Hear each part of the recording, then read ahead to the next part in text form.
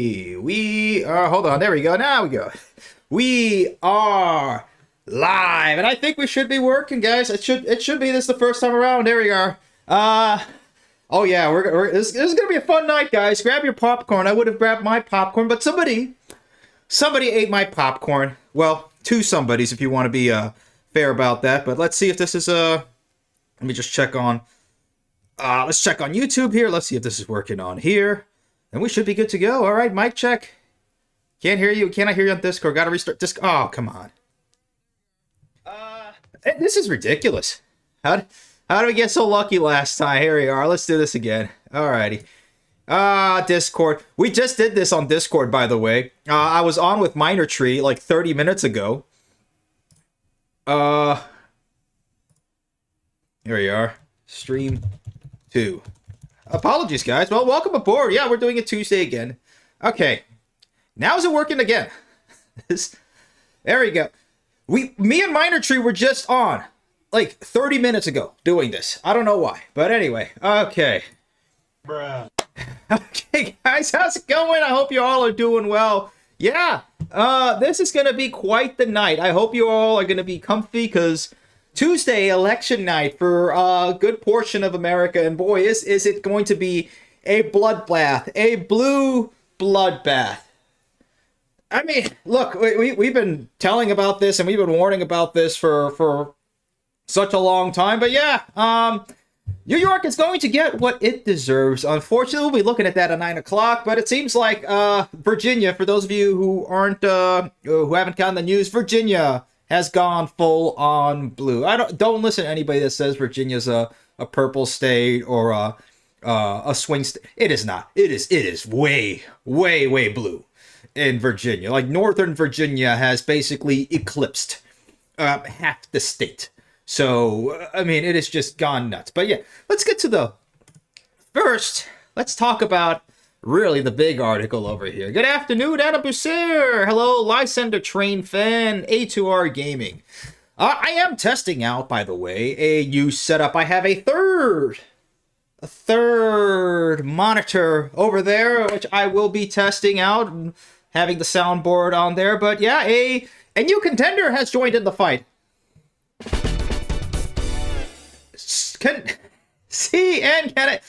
Canada Pacific and Kansas City. Well, two, actually. CPKC. Hold on, wait a second. Where is it? Here. Oh, interesting. It disappeared somewhere. That's odd. Here we are. But yeah, well, two new challengers have dropped in, by the way. So here we go. Let's do it again. So the biggest one over here is CPKC, Union Pacific, and Northern Southern merger not in the public interest. Well, let's fix that over here. But while that's going on, we can talk about what's going on. Oh, why did it just do this? Okay, while we're fixing that, it's always something.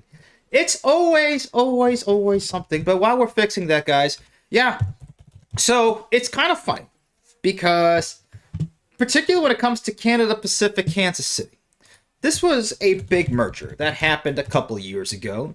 And now the big merger themselves is upset that another large merger is about to take place.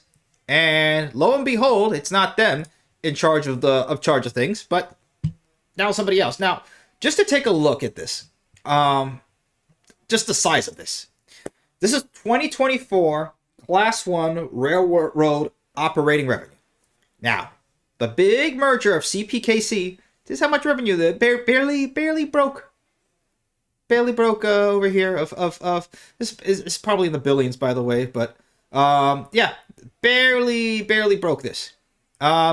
Canada National, a little bit more than CPKC. A little bit more. CSX, not too far back, all the way over here. BNSF, Burlington Northern, pretty far up there. And then Norfolk Southern's over here, about the same, a little bit less about with CSX, and then Union Pacific. One of the big titans, along with BNSF. And this is what's going to happen if you have Union Pacific and Norfolk Southern merged together. Yeah, just to get the scale of size over there, just so you guys can kind of see that. But yeah, this is shaping up to be sort of interesting. So, to express his concern about the proposed Union Pacific Norfolk Southern merger, Canada Pacific Kansas City has established a page on its website stating its case against the possible combination and argues that the Canadian Pacific Kansas City Southern transaction that created North American Transnational was a necessary merger.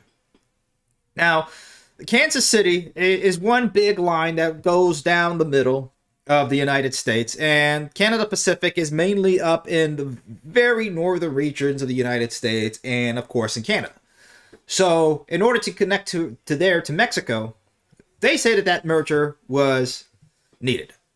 But this is the issue when it comes to Union Pacific, and you can kind of see the size. Now, this is from Canada, CPKC themselves, so who knows to how real this is, or how really up to snuff this sort of. I mean, they can be also misaligning as well, because they have their own interests as well, right?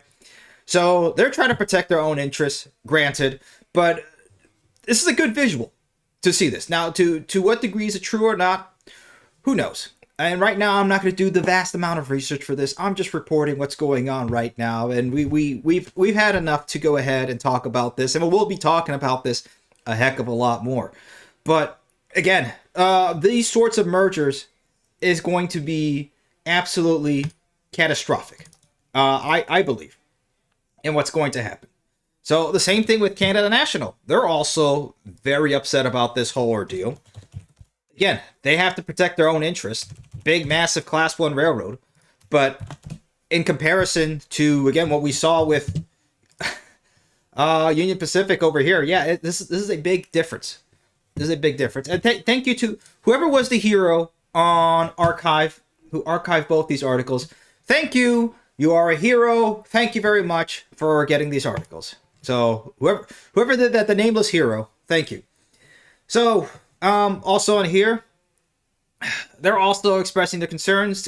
Canada Pacific also launched a page as well on its website encouraging its customers to speak up and filing notice of intent to participate with the Surface Transportation Board, which we probably all should be doing as well to make sure that we don't do that. Now let's go ahead and see the pages for both of these, because it also gets a little bit more interesting. There you are, CPKC Rail Consolidation in the United States, not in the public interest. On its own, the combination of Union Pacific and Norfolk Southern at its time will pose unprecedented and far-reaching risks to customers, rail employees, and the broader supply chain. A UP Transcon would control approximately 40% of the U.S. freight rail traffic and have unrivaled leverage that would reduce the bargaining power of rail customers. Exactly what we've been talking about. These risks would be magnified by the inevitable follow-on industry consolidation. Yeah, and what's it going to cost? Reducing rail customer optionality in ways that cannot be undone, which means they're basically going to have a monopoly and charge whatever prices you're on their own schedule, and too bad. Where else are you going to go? And the same thing with, here we are. Oh, I wonder why this is not coming up. They had a page on here, but I guess not. Recently launched a page on its website encouraging customers to speak up, but it's linking to that. Okay. It's probably going to be the same thing, guys. Don't worry. It's asking me to translate it from French to English because it's Canadian. By the way, congratulations to the Dodgers, by the way, for keeping Canada away from American sports. No Stanley Cup for you. No World Series for you, Canada. Too bad. And unfortunately, look, this is the only time you guys are right over here. I'm sorry for the Canadians that have to deal with the absolute travesty that has now become modern Canada of what is going on there. I'm sorry for the actual good Canadians up there, which there are good plenty. I'm sorry. I'm sorry, but your country's in a deep mess. Which, speaking of deep mess, by the way, so we'll be watching this as soon as it starts coming on. But yeah, this is not good for most of everybody. Let's see what's going on with the polls in New Jersey. By the way, this should be coming in quite soon. There we go. Okay, yep. Exactly how we expected it to come out. So it seems like Jack Ciattarelli or Ciattarelli, however you want to pronounce it, if you want to be Italian about it or not, but yeah, it's heading exactly as we thought it would be. Yeah, no contest there. I mean, that's not really this. The train wreck pun intended, that we are waiting to see is going to be New York. We know that Mamdani is going to win. Unfortunately, we live in a lemon socialist banana republic. So let's put in all the fruits in there. We can also be pun intended about that because Mamdani cannot lift one plate. He cannot bench press 135. The fact that we have people who can't even bench press probably their own body weight, the fact that we live in a society where we have mediocre midwits running. I'm tired. I am very tired. We are led by very, very stupid people. Thank you, Mr. Trump. Which far away. I hate everybody. I'm joking, guys. But hey, look, this is a country's kind of a train wreck, or you can say kind of a plane crash, because also here, what's going on? This just happened in the last couple hours. The UPS flight crash.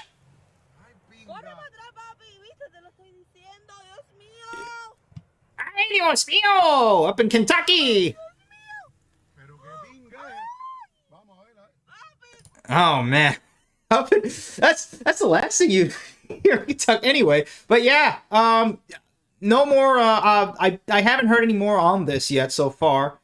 There's some more news on here. FIDA chose a crash earlier of UPS flight, McDonnell Douglas MD-11 cargo plane operated by UPS Airlines during takeoff at Muhammad Ali Airport in Louisville, Kentucky. Before the crash, a clear fire can be seen burning on the left wing of the MD-11. So it looks like this was something just coming out, just as it was coming in for takeoff. 25,000 gallons of jet fuel was on board. Yeah, that's going to take a while to pour that down. Yeah, this is not good. Quite disastrous. But hopefully you guys, and if you're anybody who's in Kentucky looking at this, hope you guys are doing well and hope you're not anywhere near this. So far, I'm not quite sure about the injuries. Let's go ahead and look and see if by any chance. Let's see. And we'll get back to the articles over here pretty soon. But here we are. Secretary Sean Duffy about an hour ago. Please join me in prayer for the Louisville community and the flight crew impacted by this horrific crash. It was en route to Honolulu, Hawaii. So who knows? Definitely, I don't think the crew made it. It doesn't look like it, but we'll keep on track with that. If anybody has any more information that comes up, yeah, it's definitely gonna need foam. You water on that is gonna do jack. It's the problem is how much foam do they have? I mean, our country has been so unprepared or ill prepared for so many natural disasters. We don't have a manufacturing base like we used to anymore. So we're not really prepared for anything, let alone a war with Venezuela, by the way. Come on, really? We've had enough wars. I don't look. We don't even have enough missiles or anything to do that. We're gonna go against a vassal state of China? Really? Good luck with that. I mean, we can't even manufacture anything anymore. But anyway, yeah. This is not going to be not good for the nation today so far. By the way, I did find it was funny that Trump said to go ahead and vote for, speaking of, Andrew Cuomo over Curtis Silva, which, for those of you who don't know, Curtis Silva is the guy who started the Guardian Angels. Here's the Guardian Angels over in the Miami-Dade Metro Rail, by the way. You can tell it's Miami because of, the Hooters thing. I don't know, yeah. But no, those tiles are still there, by the way, if you go on the Metro Rail. But yeah, he's this guy. If let me see if I can move this article over here. This is the thing, I gotta keep moving stuff around. I appreciate you guys for joining in today. By the way, we are going a little bit old school. We're bringing back a classic that we used to drink on the channel a lot over here. The Sarsaparilla. Yep, there we go. The Sioux City Sarsaparilla. There we are. Yeah, Guardian Angels, if you guys don't remember. Funny enough, that was something that was started in the 80s to keep the subway safe. It's funny. Most of the Guardian Angel members were either black or Hispanic, unarmed. The group required members to train in karate, learn the legal requirements for citizens' arrest before being deployed. Silva's Red Beret is a component of the Guardian Angels uniform. So yeah, they started as the Magnificent 13. in the late 1970s and then launched into 79, but they became a big thing in the 80s. Uh, I remember seeing a documentary on these guys like 15 years ago or so. But yeah, with everything going on in New York right now, I mean, this is the least that you're gonna need, because you definitely don't want to be unarmed. Let's put it this way: you definitely don't want to be unarmed in this day and age. But anyway, so CPKC is doing actually quite well, and let's play devil's advocate a little bit over here, because a lot of these class 1 railroad companies, they're all competing against each other. Even though they all have their own railroads and their own infrastructure and their own sort of right of ways to deal with. But the problem is that when one company gains control of, let's say, any sort of terminals or intermodal sections or anything like that, which they kind of have to share a little bit here or there, or if they have to merge onto different lines, then it becomes a problem. Or if they have to move it from one line to another, moving, let's say, freight loads from one line to another, it becomes an issue. So CPKC, funny enough, them being Canada Pacific and then Kansas City Southern, merging together, see this as a threat. And this is the problem when you start having these mergers start to go ahead, and when the snowball starts coming down the hill, everybody else is going to say, well, we're going to have to merge too, or we can't be able to compete. Look, I mean, you have that two smaller class 1 railroads that have nowhere near the operating revenue of even CSX. Now, I mean, this looks a little bit small. Now they're really, what's the funny thing about this? They're really misrepresenting this, because these should be bars and they're having this little tiny. That's another thing, guys. When you look at this graph, that's the other thing that really catches me about this graph that I forgot to mention. Look at how small this should be. A line, just a regular small line up to here. Same here and same here, the bar graph. But this is hugely misrepresented. This is why you can't believe any of these damn companies. This is hugely misrepresented by having the exaggerated width over here of the other companies. So they just scaled them like that instead of scaling them directly vertically. But there you go. Bad graph, CPKC. But again, going back to playing devil's advocate, they see this as a threat, because the minute that you have Union Pacific go ahead and merge with Norfolk Southern and get to this large, well, BNSF and CSX are kind of seeing the same way. It's like, look, either we stop this or we're going to have to merge. There's no other way around it. And that's the problem. And then you have it come to a point where you have maybe probably two companies, two class 1s, which would be absolutely ridiculous.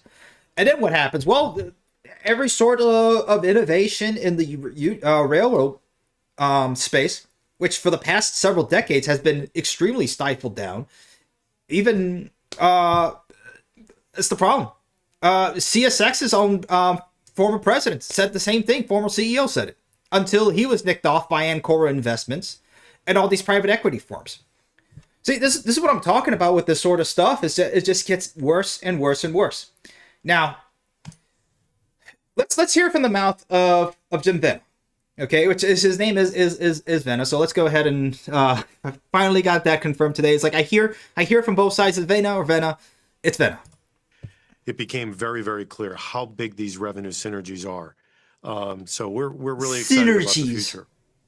And again, I think, Morgan, what's important to understand, this is about the reindustrialization of America and how rail can play a huge part in facilitating the move of goods. And I do want to get into that a little bit more, but first... Now, they're saying all the right things. That's the problem. Is read between the lines when they're talking about this sort of stuff. Jim, historically, consolidation in the rail industry, and especially if you look back to the 1990s, it's been a tough sell.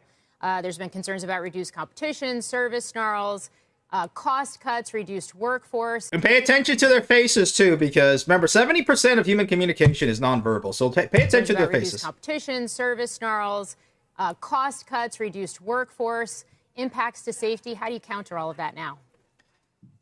Well, listen, that's a long time ago, and it's amazing how people look back 25 years ago and talk about it, and those are lessons learned. But if you take a look at the way we're operating the railroad today, we've made some major changes. We've changed out our base fundamental technology platform seamlessly at Union Pacific.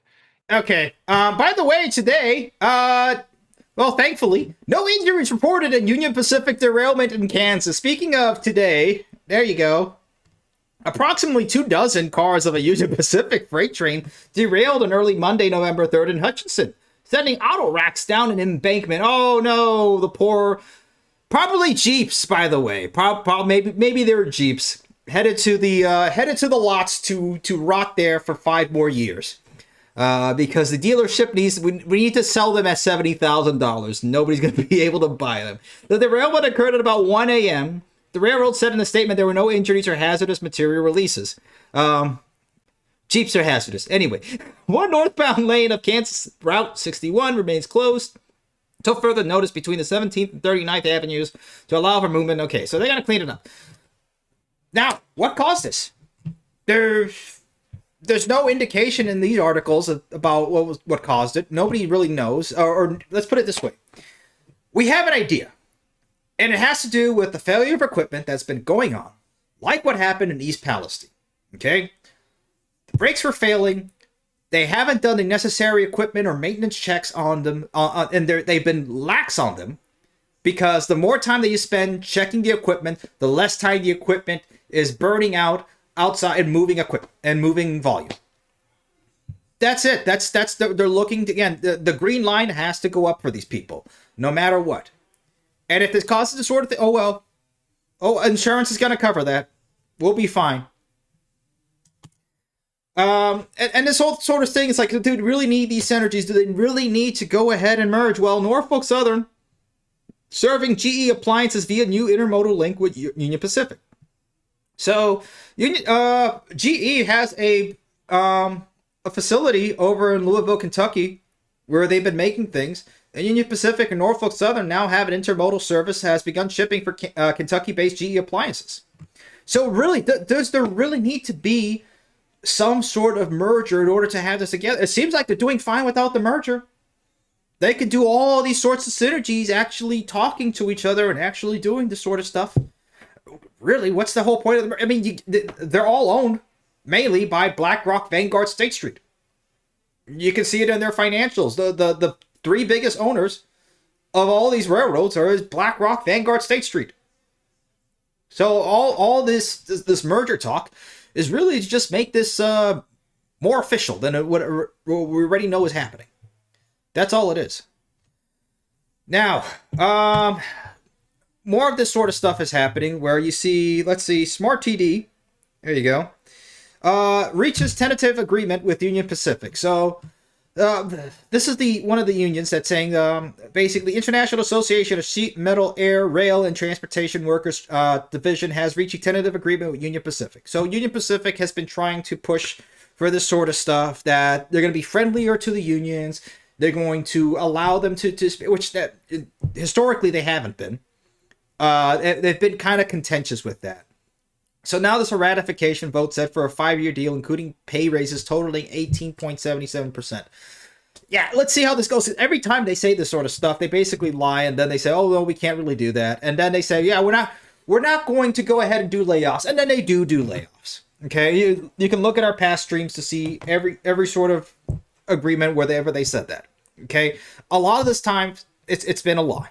Every time they say they're not going to do something, if you just let us merge, just please dude, let us merge. It's not going to happen this time. We're not going to have massive layoffs this time. We're not going to keep your wages low. We're going to keep them stagnant for years. We're not going to make you work for 3,000 hours a week. Don't worry, dude. It's not going to happen. Oops, we laid people off. Oops, you're working. I'm sorry, you're not working 3,000. You're working 6,000 hours a week. We've invented a time-space continuum where you have to work. You just have to work. Oops, your wages are stagnant. We have to go ahead. We just need to give the shareholders back money. We just need to do buybacks, dude. Don't you understand? Whoops, we did it again. And they're going to keep doing it. It's the definition of insanity, believing that these companies now, and I love this term. This is the term we need to just make our own. It's lemon socialism. Lemon socialism. Pejorative term for a form of government intervention which government subsidies go to weak or failing firms. with the effective result that the government absorbs part of all the recipient's losses, i.e., not the government, us, and thus the taxpayer, us. So they privatize the gains and they socialize the losses. We get to deal with it. So yeah, socialism for the rich, capitalism for the poor. But this is the problem with this sort of stuff, is that it's not just it's not just failing companies. It's large, over obese, mediocre companies that don't want to innovate, that don't care. They pull the ladder off of the smaller companies and innovators. They become a moral hazard to just the whole status of what the nation means, especially America. Okay, the whole term could be expanded for that. I mean, socializing the losses and privatizing the gains, preserving our bloated, managerial, mediocre class. We are led by a whole bunch of managerial midwits that want the country to stay mediocre. Why? Because it makes them more money. Why haven't we been able to make missiles to counteract, or any sort of real countermeasures to hypersonic missiles that Russia and Iran and China are making? Well, it's because private equity has gone into the military-industrial complex. Boeing can't even make planes that fly anymore, let alone imagine the weapon systems at Boeing now. We're going to go and have a war with Venezuela? All the missiles we sent a whole bunch of missiles to Ukraine that we can't even stock. Our stockpile is basically empty. This is the problem when you have over rampant, basically lemon socialism, corporatocracy, unbound capitalism, because basically capitalism and communism at this point are two or less the same. It's the same thing. They want to own everything, and we will own nothing. That's what happens when these two ideologies combine. It's the two sides of the same crappy coin. Two different sides of the same crappy coin, and we're stuck with it. And then if you're a small company that wants to go ahead and make themselves out there in a small scrappy company, because the last time we've had that sort of innovation, yeah, you had Apple come out from nowhere. But guess what? If you try to do anything close to what Apple did back then, Apple pulled the ladder on any other small company that wants to do this sort of stuff. That's why all the big innovations have been AI or software or vertical integration software, whatever the hell that's supposed to mean, or synergies. There's nothing new anymore. Or whoop-de-doo, another phone with more cameras on them. That's it. There's your iPhone 17, guys. Enjoy. It's nuts. So we're stuck with this. Regulatory capture, ladder pulling. This is the type of stuff that we're stuck with in this day and age, and it's going to get worse. And here's a big again. Do you think that the Surface Transportation Board or Donald Trump is going to listen to anybody just like warning him and saying, "Hey, this is not good for the nation. These people have lied before, over and over again"? No, because Jim Venna is basically right here on the ear of Donald Trump. We talked about this before. How many times I have to keep saying we talked about this before? I just got to keep bringing this up so you guys can see this. Union Pacific CEO advises Trump on National Guard deployments. Now, I agree that the National Guard needs to be deployed in a whole bunch of places. Why? Because it's funny seeing what's going on in Chicago, seeing that sort of stuff. It's been needing to happen for quite a bit. This country is out of control. Now, I don't think it's going to fix anything. I think we're too far gone beyond, but that's just me. I may be more jaded about it. The only reason that I have any sort of... I know we talked about last time. Focus was on talking about trying to be more positive. The only thing I'm more positive is how this is going to end up in the end. It's going to get ugly in between now and then. It's going to get ugly. But at the end of the day, we're going to triumph. Somehow or another, we're going to triumph. We just got to keep moving forward, step by step, every day. And it's every day that we're still here, we're still talking, we're still alive and breathing and kicking, and the next generation is doing the same thing, carrying the message. It's a good day. It's a victory. And we're going to keep doing this. But we're stuck with the country of just absolute, just full-on retardation both ways. I can say that now. It's 2025. It's 2005 is back, guys. We can say retarded. I don't care. Anyway, but look at this. Yeah, Union Pacific CEO Jim Vena met with Donald Trump at the White House to discuss the proposed Union Pacific Norfolk Southern merger. You think he's gonna let the Surface Transportation Board deny that? You think that's gonna happen? Especially the ballroom, by the way. I mean, it's a nice looking ballroom. That would be nice. But Union Pacific Trump ballroom donation, Vena's merger knockout punch. Yeah. The thing that, by the way, government is still shut down. This is still happening. This is still being built. But yeah, it's not Trump's own money. Look, Trump's own money. No, it's donors, just like what they do in universities and all that sort of stuff for endowments or whatever. Well, technically, like a good 80%, when it comes to the universities, they're far worse. What Trump is doing, I'll give him a little bit of a pass for that. What universities do, they take 80% of the taxpayer money away to go ahead and build these giant buildings. Which, by the way, if you already paid these universities through your own local taxes, your own state taxes, and then you have to pay them on top of that, you have to go ahead and get a loan, which you will pay interest on. And then you have to go ahead and pay them for everything else. The universities are getting paid 5 ways to Sunday. And they can bill as much as they want. But anyway, at least he's getting donors, but that's the problem. Now, this sort of thing is definitely has and always will be a thing in politics. Okay? Having some sort of patron class, that's always going to be a thing. Most of the fine arts would not exist were not for wealthy patrons that have funded artists or musicians or composers or anything like that. Get that, perfectly a thing. But especially when it comes to this sort of stuff, this is why I think the Union Pacific Norfolk Southern merger is going to happen. This is pay for play. They've already bought in. They're bought in. He's bought in. Is it a conflict of interest? Absolutely, but does it matter? No. So if you're a big private equity company and you're shorting GameStop stocks more shares than are even physically available, you get away with nothing. But if you're a small, scrappy person who's found this out and said, hey, you know what? That's wrong.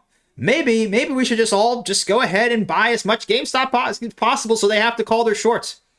Guess what? Guess who gets in trouble? Was it the company that broke the law? And obviously, no, they get bailed out. Again, this is what we're living in. Lemon socialism. I know we're pulling a whole bunch of different terms here and there, like enshittification, but this is ours. This is ours. We are taking this. This is ours, guys. Lemon socialism is we are reviving this term. This is ours. This is man, yeah. This is gonna happen. So yeah. Look, they see the writing on the wall. They know what's going on. All their competitors are getting upset at this. They want this to stop. And guess what they're trying to do? So they're pushing for a faster merger review. This was back on October 30th. Rival railroads turn up anti-merger pressure. So as this is going on, eager to tie the knot, Union Pacific, Norfolk Southern have asked federal regulators for a faster review of their proposed transcontinental merger. Mind you, when a brand new railroad, i.e. Brightline, needs to do an environmental impact study that they unfortunately are mandated to do to go ahead and build the railroad, it takes them, that environmental impact study has to take a mandatory 3 years. 3 years before any damn thing can get built. But these guys can go ahead. Well, it'll take 390 days. Well, I don't know why it takes 390 days anyway to review a merger. I don't know if it really takes that long. They can go ahead and ask for a regulatory finding to shave up 45 days of the review process. Now, that'll bring it to 345 days. I mean, not that big of a deal. But you see what I'm talking about. You see what I'm talking about? The regulatory capture and the amount of sway that they can go ahead and do with this sort of stuff. This is nuts. This is, I know it seems like small potatoes, but if they can do that much, if they can be able to do that much, imagine how much more. This is nuts. Oh man. And then this is such crap. Jim Venna said the merger is so pro-competitive that there's no reason for the STB to spend a year gathering information. Oh, that's nice. That's nice. You can go ahead and ask for that. But if you're a company doing anything else, a small to medium-sized business doing anything else, you're screwed. You are stuck with the regulations that these companies have lobbied for themselves to make sure that you are never going to be able to compete with them. It's insane. This is nuts. Okay. Speaking of Brightline and Florida East Coast Railway, remember how we mentioned this back in August about the FEC suing Brightline over commuter rail expansion plan, over the ridiculous, and then this killer train bullshit. Killer train bullshit. By the way, if you guys haven't seen the Bloodline AI slop trailer that I did, go ahead and see that. Oh man, that's a good thing. All right, let's see what's going on in the chat here real quick. Good evening, Heartless Fiend. Is it bad when the only thing to watch is this or DWTS? I'm sorry, I'm out of the loop here. What's DWTS? I probably know what it is, and I just can't figure it out right now. Do more with less. Big business sticks together. Yeah, but it's funny how that works. Samantha Trains, can I just raise a point about your Ukraine point? Yeah, go ahead. Cost to the U.S., what has been sent to Ukraine is like sub $10 per person. Okay. Most of it needs to be replaced. You've made a savings on disposing of it, which costs money. You're doing Russian talking points. No, it's not Russian talking. I don't care about either of them. This is not a war that we should even be dealing with.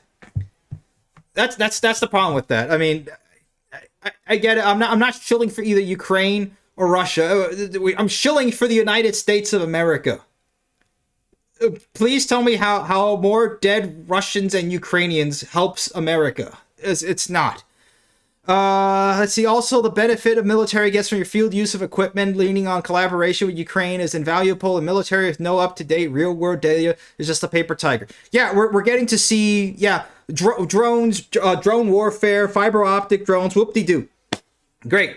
It just goes to show how screwed we're going to be. And we're going to go to war with China already has swarm drones and that sort of crap. I mean, I don't know how that's going to help. I really don't. I mean, I get your point, but I don't agree, man. Respectfully, man or sir, because it's advances trains. It's probably a man. I don't agree. I really don't. I don't know how it helps America. Anyway, speaking of this, FEC sues Brightline over commuter rail expansion plan. Now, they made this whole BS deal. Or this whole BS thing that FEC said that Brightline is clandestinely negotiating with county governments to add more trains to its rail. First of all, that's complete bullshit. Second of all, there's been so many public commission meetings between Brightline and all. They've been happening for years. Clandestinely where? Where is this happening clandestinely? They've had these meetings on the Coastal Link since at least 2015, 2016. I don't know how this is clandestine. But I think we found a reason why. Florida East Coast boosts Grupo Mexico's earnings. Oh, okay. Intermodal automotive AG volumes gain in quarter. So I kind of see where this is going. So all the upgrades that have been made to the FEC to accommodate for Brightline. Somebody within FEC, which I don't think this is something that FEC themselves are doing, because they've been very good companies back and forth with each other. They're sister companies, and the reason that they're having a spat over this is beyond silly. This is something that they shouldn't be suing for. This is something they should be. It should even be publicly litigated. This shouldn't even be an article with the Miami Herald rag going ahead about killer train. Brightline is the deadliest passenger railroad in the United States. And then the fact that they were coming out with almost at the same time, coincidentally, a whole bunch of these articles came in within the same time frame. right before the FEC says we're going to sue Brightline.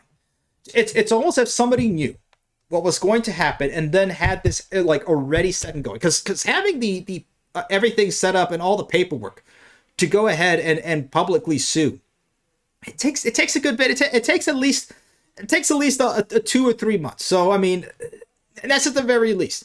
So this was planned.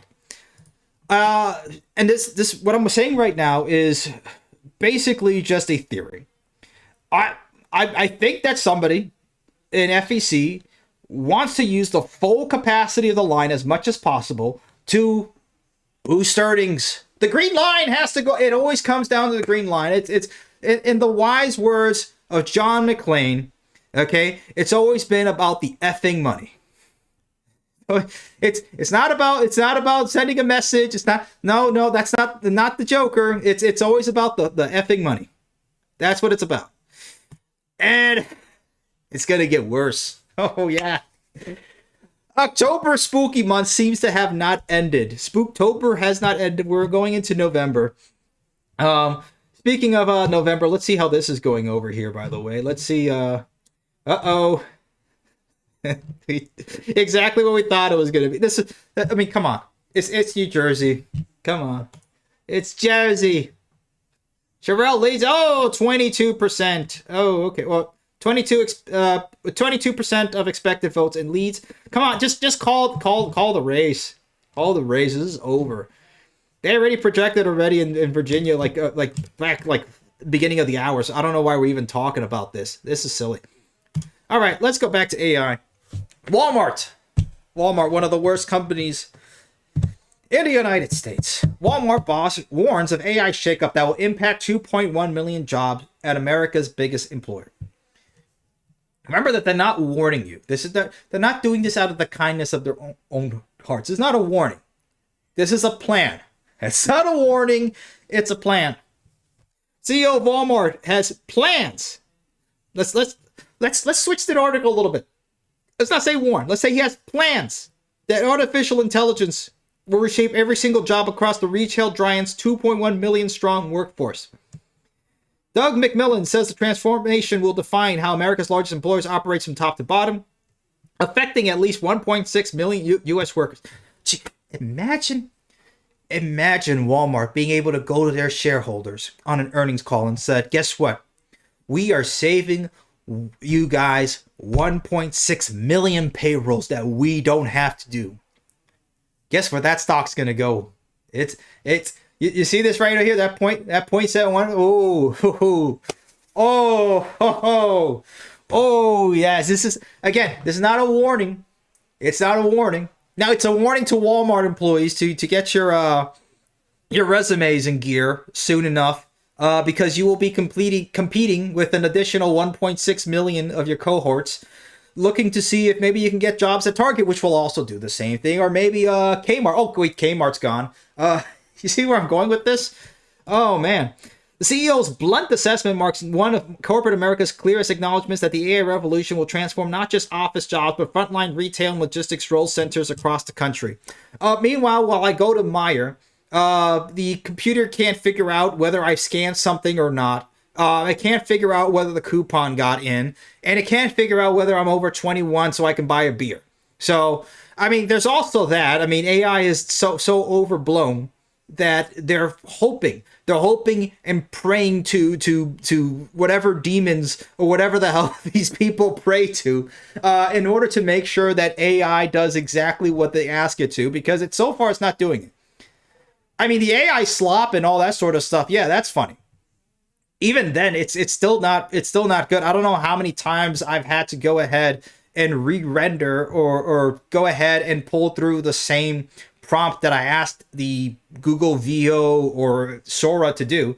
Sora did a lot better than VO. It was kind of scary. It was basically like 90% of the way there. Like yeah, this was okay. This will work for whatever. But most of the time, like, AI either can't figure out what it's doing on, even as a research tool. I have to always, I don't trust it, and I always have to verify it.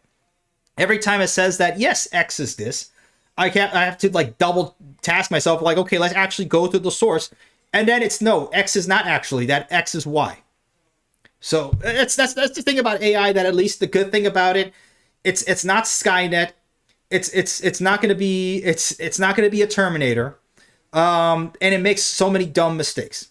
And they have to basically build these giant data centers in order to go ahead and power it. So, I mean, that's at least a good thing. The good thing about all this, because it's not just the AI that's fragile. It's the whole entire system that's so fragile. What we saw during COVID was how fragile our supply chain is. How really interconnected we are because of the globalist system that we have thrust ourselves into economically. We have to be so interdependent on China, on the rest of the other world, in order to get any sort of goods into here. So we don't have any of the manufacturing capacity to do any of the sort of stuff that we had to. There was a whole shortage on masks. And we had to go ahead and beg and plead all the Chinese companies to go ahead and send us as much masks. I mean, you had the whole toilet paper scare, which started in Australia because they thought that all their toilet paper was being made over in China rather than domestically. So that everybody was going and saying, oh, we need toilet paper. And then the hysteria spread into the United States. So that's the thing. This whole entire train of thought has been so permeated within the whole of the Western world that we have become so joined at the hip with mainly Chinese manufacturing that we cannot be able to sustain ourselves. We are not self-sustaining. And that's what I'm going back to. You see what I'm talking about? That's what I'm going back to Ukraine or whatever. I don't care. Ukraine, Israel, whatever. Either of these countries. Why are we giving these countries so much in terms of our own equipment, our money, our missiles, whatever? It's not a drop in the bucket. It's certainly not. We can go into those details later on if we really want to. But I mean, this is beyond the fact of the matter. The point is that our country has been taken out of control by these parasites that have taken much of what we've built in this country over the last industrial age. And in the last 100 years, we went from a net export. We still are, in a sense, a net exporter, but we've been a net producer to now a service economy. This has been the complete difference. Again, manufacturing used to be the top employer in even in 1990 in most states, except for a few. Now it's different. Where it's healthcare because we have a dying population. Okay, Mitch McConnell is not going to be voting for the interests of young men. He's not going to be voting for the interests. We're stuck with basically Holden blood feast. That he just wants to see. He has to see nuclear war between Iran and Israel. He has to see nuclear war between Russia and Ukraine. It just has to happen. It has to keep going. It sucks. It really does suck. But that's where we're at. Now, if you think the technology if you think it's just Walmart, oh well, they're not a technology company. They're going to be doing this to their own employees. Of course they are. Well, YouTube is also doing the same thing because YouTube is now launched. They're being nice about it, guys. They're launching a voluntary exit plan. It's a voluntary plan for you to leave because you will eventually be replaced by AI. That's right. That's right. In a significant shift towards artificial intelligence, YouTube CEO Neil Mohan has unveiled a voluntary exit program for the company US-based human staff. You're not even people anymore. You are now a species. You are human now. The program, part of the company's evolving workforce strategy, offers buyouts to employees willing to participate. So now you'll be eligible to leave on your own terms. Like you didn't have that already, by the way, but now they're being nice about it. They're buying you out because eventually, again, it's not a warning, it's a plan. Not a warning. In my local neck of the woods over here, by the way, it's again part of this lemon socialism thing. Abatements. This is over in Hancock County, Indiana. Some seats lost tax revenue, others see a tool to lure business. Tax abatements granted by the Hancock County government caused the county to lose out on as much as $22 million in potential property taxes this year. That's right. You see all these big logistics centers and Walmart and Amazons and all that sort of stuff. Yeah, Nice to have, but guess what? Guess what? They pay less in property taxes. And by less in property taxes, as much as 0% for the next 10 to 15 years. That's right. All that acreage and all that sort of stuff, they pay basically nothing. There you go. Amazon among the companies who have tax abatements in Hancock County. There you go. By the way, Amazon for some reason can't figure out 2-day shipping right up the damn road over here. They can't figure that out. So if I need something really quickly, I have to get 2-day shipping over to East Side Indianapolis. It's silly. It's nuts. Or any of the Amazon lockers for some reason I have to go up the road to the Amazon. It makes no sense. It's weird. They probably have some sort of, we have it in the system logistically, and it makes more sense for us to do that due to scheduling. I don't care. It's stupid. I don't agree with it. It's all the wonderments of modern conveniences, and I don't get to share in it. How convenient.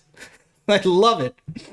Because of the abatements, more than $1 billion in assessed value was set aside from being taxed at the county level. Lovely. But guess what? Again, this is lemon socialism.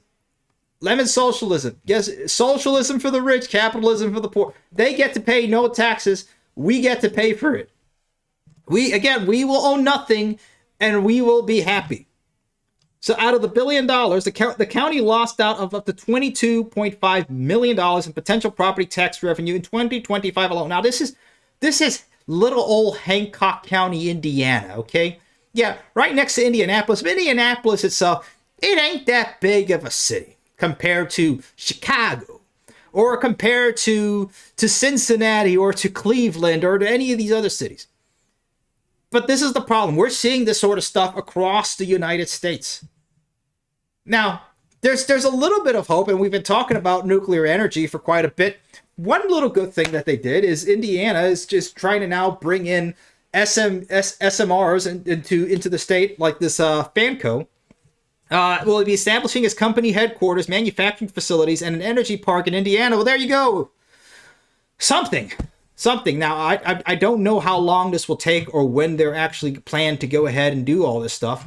There's no actual plans, and I've looked everywhere to see if there's anything for it. But so far, there's no actual time frame of when this is actually going to happen. They do have a website, but we'll go ahead and see. Look, if this is happening, cool. I am all for it. This is the type of stuff that we need to do. Now, the problem is, and what freaks me out a little bit, but I wouldn't say freaks me out. I would say more that I'm not surprised with where things would be going, because when it comes to anything else, of course, we need to move this faster. This is not fast enough for us. We need to move this merger faster, and it will happen. We need to get this abatement happen, and it will happen. Now, signing a thing that says that we're friendly to nuclear energy and we signed a little agreement is nice and all. But I'd like to see this sort of time frame for a new company that is coming out to go ahead and do this sort of stuff. I'd like to see this actually come to fruition a hell of a lot faster than it can. It can. Indiana Governor Mike Braun said in a news release, first American nuclear planting its roots over here. We're bringing 5,000 high-paying generational Hoosier jobs while cementing our state as a leader in clean, reliable nuclear power. That's the first step that should be going before we even think about data centers. The point is that manufacturing is the heart of America, and we need to be doing more manufacturing. Like I said, when it comes to railroads and all this sort of stuff, the last time we talked about that, we only have two now. A large manufacturer closed down in Steeltown, Pennsylvania. We had three critical manufacturers of steel for railroads in America. So actual rail steel. Now it's one gone. We are stuck with only two in the United States. And this has been the alarming trend that we have seen throughout the last several decades in the United States, since about the 1960s. But it has only declined even faster. This is just in the last couple of years, by the way. So this whole entire thing that we're building manufacturing, we're doing all this, we're bringing back manufacturing, it's not flipping happening. It's not happening. All we're seeing is this year change of U.S. manufacturing. Now again, This is using Bureau of Labor Statistics data, but from what we're seeing over here, it's not looking good. It's just going down. This is the average. I'm sorry, year-to-year change, manufacturing employment. We've been losing 100,000. It's not good. Now, the worst part about it is that even the manufacturing that we do have here is absolute dog water. I hate Jeep. It is probably my most hated American car company. Jeep under Stellantis has been the worst. Now, if you have an old CJ Jeep or an old school Jeep, good for you.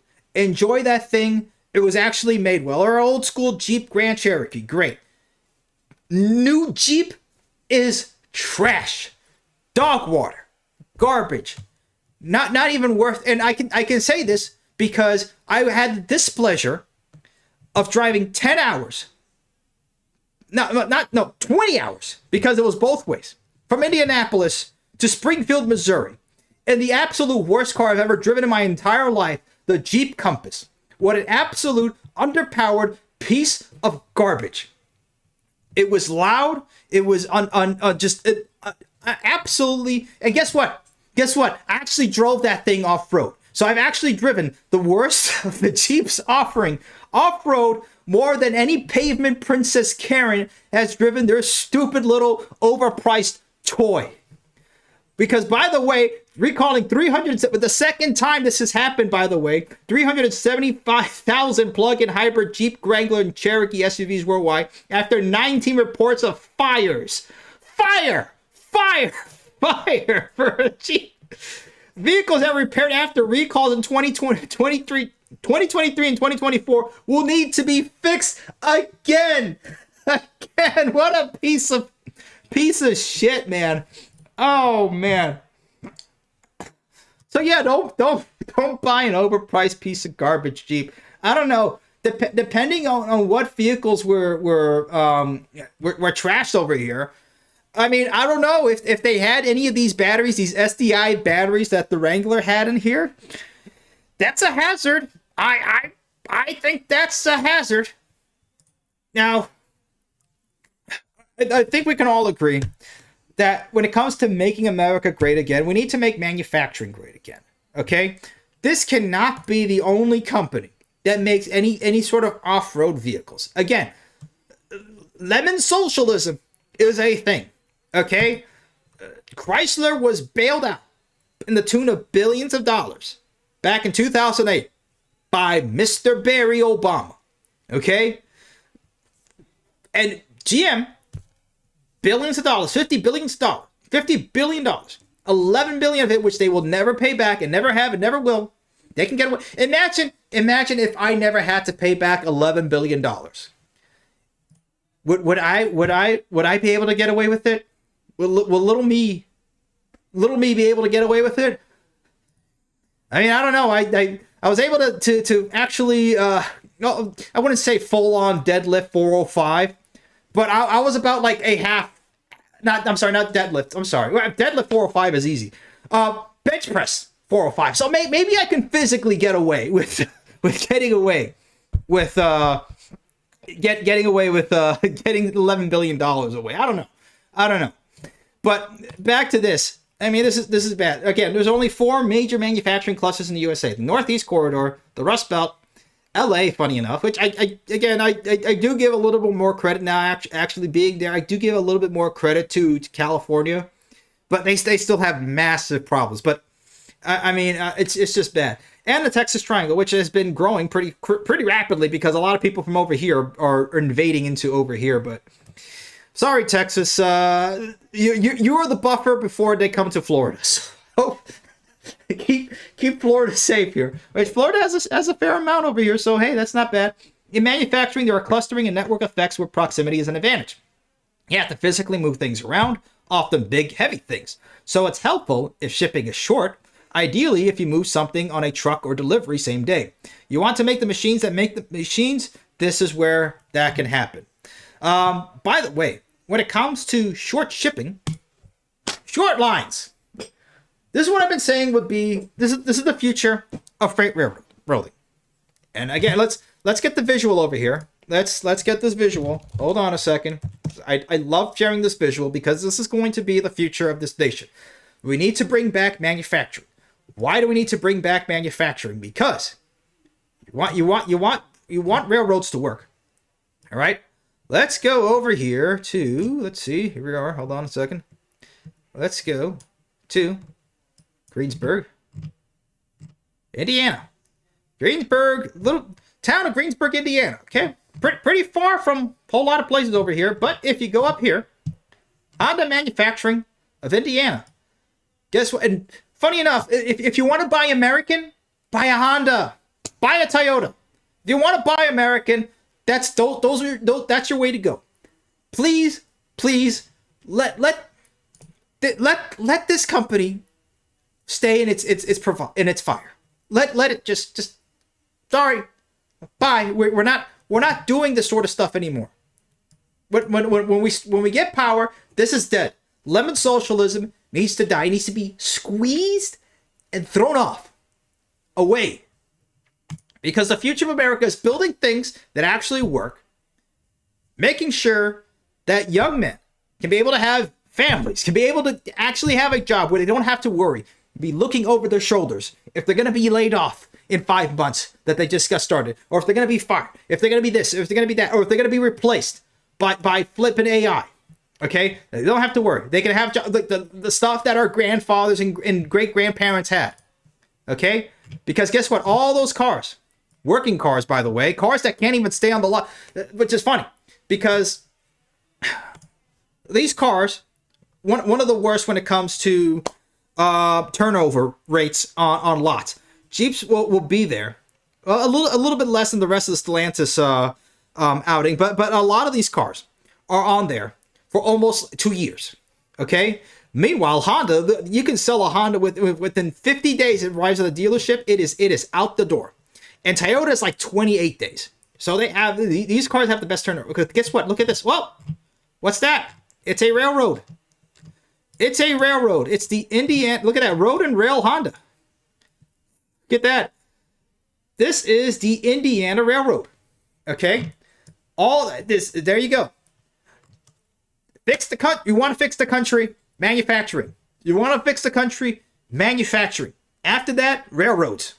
Okay. That's the type of stuff that looks. So the reading in Northern is expanding.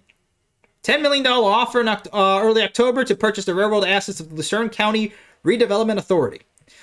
I know who's going to be talking about this. I can see your hand there. I can see your hand up there. Alrighty, let's finish this up and let's bring in people here. By the way, I like what this guy. I love what this guy's doing. Zane Hengsberger. Again, this guy had to relaunch his company. Had to go ahead and do a whole lot of stuff to get his company back on the line. He's not being given billions of dollars or any other sort of stuff. Let's just let him talk himself. Every day, millions of parts and components are manufactured in machine shops across the country. We're probably gonna get Every single one of those parts contains a single critical input. It all starts with metals. For decades, the U.S. has relied on imports. But for decades, the Chinese had a virtual monopoly on metals processing. Oh, Metallica's gonna get us for this one, guys. The mailbox is full and cannot accept any messages at this time. Goodbye. We need better machines, better technology, and more people. We need to reinvent the modern American metals processor.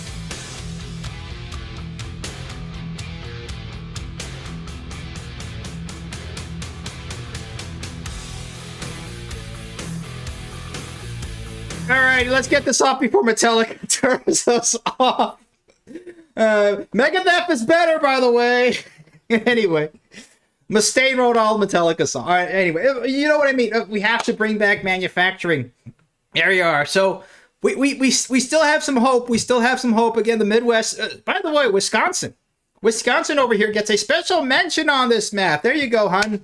For my wife here, the Wisconsin babe. Wisconsin ranks 8th in manufacturing jobs despite having the 20th largest population. And it's a beautiful state. I mean, you know how many companies come from Wisconsin? Okay, Harley, of course, is probably the big one. Now, Harley is not.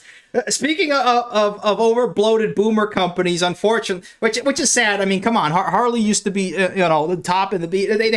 They have to build something that younger people, first of all, can afford. Not that we can afford much at this point, but second of all, like build some actual some good stuff again. But yeah, it's like so many manufacturing, Milwaukee Tools and all. Come on, there's so many companies that are based over there. Oshkosh. Speaking of military-industrial complex companies, but their stuff is cool. Okay, so there's a whole bunch of companies based there. But look at this. There's just so many places that we can be able to build. Okay, this is the future of this country, because if we don't, we're going to be falling behind. And this is, again, we're going to keep seeing these articles all over the place. High-Speed Rail Alliance back up in Chicago. Cousin Amos rides 1,351 miles in just 8.5 hours over in China. So there you go. One of our founders, Fritz Plows, received this email from his cousin Amos Gottlieb of Boulder, Colorado. Amos was riding a high-speed train from Beijing to Shenzhen, China. For comparison, New York to Miami by highway is roughly 1,300 miles. Oh boy. And guess what? I've been on at least half a dozen times between Miami to New York on Amtrak. And guess what it takes? 32 hours at best. I've been on some that have taken 36 hours. But guess what? 8 hours and 30 minutes from Beijing to Shenzhen. And we can't do that here in this country. Supposedly the greatest country that has ever existed on the planet. We can't do that? We can't do this. It's... Oh, man. But yeah, this is the type of stuff we're just going to keep seeing over and over. I am sick and tired of seeing this happening, not here. Now, I'm not jealous of China. I don't care. Good for them. They're playing the game and they're winning. Good for them. They're not being run by mid-wit, mediocre managerial retards like we are here in the United States. And guess what? They can be able to take advantage of us. They can be able to do whatever the hell it takes in order to do that, even if it means killing people. And they have. And they can. And they get away with it. Here we are in the United States. Our companies are allowing it to happen. Our ruling class is allowing it to happen because they get to see their green line go up. Which is sad. Our nation, the nation's birthright, your birthright, is taken away because a couple of people up in Wall Street believed it'd be a great idea to save 10 cents to go make a widget somewhere else. If they can save 10 cents to go ahead and make that widget somewhere else, they can. Because by golly, green line go up and all the 401ks that they are taking advantage of, which now mean basically nothing. Again, you will owe nothing and you will be happy. And they'll even take advantage of all the other boomers that have, done their stuff and paid their way and done all their fair share or whatever. They're going to take advantage of their 401ks, and they have, because it makes the green line go up. If it means that, so be it. So what? So what? They get theirs, and the middle class disappears. And then welcome to Cyberpunk 2077, because that's what we're living in. Oh, man. Yeah, it's quite the mess. But, I mean, look, there's just a lot that we can be able to do here. It is 9:14, by the way. Oh, by the way, let's at least do some good news, and we'll check back on the elections and everybody else over here. But good news, a little bit of something for Irina Zarutska. A scientist discovered a new species of butterfly, named it after Irina Zarutska to ensure she is never forgotten. The butterfly is called Irina's Azure. So there we are. Rest easy. It's sad. And guess what? The sick son of a bitch that murdered this poor. Speaking of Ukraine, because you want to talk about the most. It's absolutely just sad and ironic that she leaves a war-torn zone to come over here to the United States to get brutally murdered in the most public and awful way that she was. Absolutely horrifying. Okay? It's another thing that war needs to stop.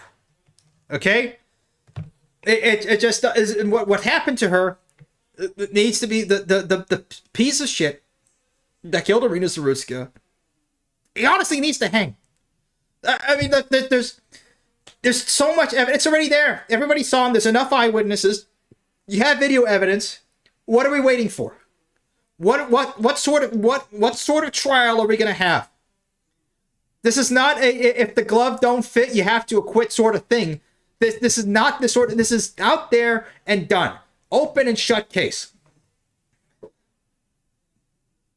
I mean, in the grand scheme of things, I mean, a butterfly seems a little trite, but it's something.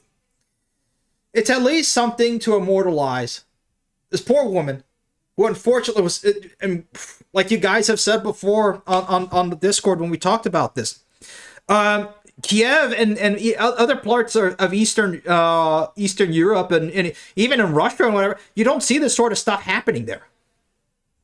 Okay? It doesn't happen when you go on the metro in Czechia or Poland or Ukraine or Belarus or Moldova or wherever else that you go to. This doesn't happen to the degree that it's happening here in the United States. And it's been a thing for quite a while. That's why I don't believe the garbage when the New York Metro says that we've had the lowest amount of crime ever in the United States. Really? Really? Is this why the Guardian Angels existed, just for fun? Because it was so great and dandy in New York, and it still is? Really? Well, let's see what New York is doing, and I guarantee you, here we are. Alrighty, let's refresh the page so we can see the results over here. We already know it's gonna be Mom Dottie. Alrighty, polls closed in New York. Here we go. Here we are. Oh, I knew this was gonna be it. I knew it's gonna be. It's like, watch, Staten Island's gonna be red, and the rest of it is gonna be blue. I guarantee it. Oh, it's a little bit closer. Oh, it's a little closer. I don't think this is gonna close though. This is it. That's it. It's I don't know if does New York. I don't know, guys. Tell me if you do know. Does New York do it that you have to win a majority of the votes or something, like they do in California, and they have to have runoffs, or that's it? Well, Curtis Silva. Yeah, see if that no, I'm not gonna play this game. Oh, well, if that 8% went to no. Sorry, New York. You get what you deserve. You want him. You got him. You got him. Oh, but they cheated. Okay, yeah, and they cheated. And if they cheat, I don't. We got to be a little bit more. We got to be a little bit more like these guys over here. And if they cheat, so you're gonna be like that Stone Toss comic where the libertarian is getting a bullet to the head. What's he saying? Well, at least I have the Constitution. Is that how we're going to be? Really? So yeah, enjoy New York. Enjoy. You knew this was gonna happen. Oh man, it's at least this is closed up a little bit. Whoop. Hey. I mean, this was inevitable. Inevitable. So anyway, alrighty guys, let's bring you all on board. I'm tired of talking. Before we bring everybody on, let me see if I've gotten everything. I'm making it a deal to make sure that I'm going through everything on YouTube here. Okay? Oh, man. It's the exact same benefit the U.S. gets from working beside Israel, a fraction of the cost, just good business sense to support Ukraine. Is it good business? Really? Like millions of dead on both sides? Is that good business sense? This is... By the way, rest in piss, Dick Cheney. This is like, that's a Dick Cheney sort of, it's a good business move. What are you, Dick Cheney? Holy moly. Whoa. Always been independent. That's why we've had wars over supplies, fruit, spices. Right? Yeah, we can, but look, it's a whole different thing when we don't have to compete with this. That's the difference. The United States did not have to deal with this. Oh, the USSR. Yeah, they were running on flipping dirt roads and commie blocks in the USSR. They could barely get themselves figured out until they finally collapsed, and then perestroika destroyed the rest of it. Please. And it hasn't been really the same since. I mean, like, Russia is not that big of a deal. Let's be honest. This is the country that's building flipping 4 times the amount of the world's high-speed rail within a span of not even 2 decades. Now, I don't think their military is as great as they would go ahead and explain to them. But let's be honest. If there was ever some sort of kinetic, if a kinetic sort of event happened right now between the United States and China, it would be a bloodbath on both sides. It would be a Pyrrhic victory. Either way. It's not something that anybody would want to play with.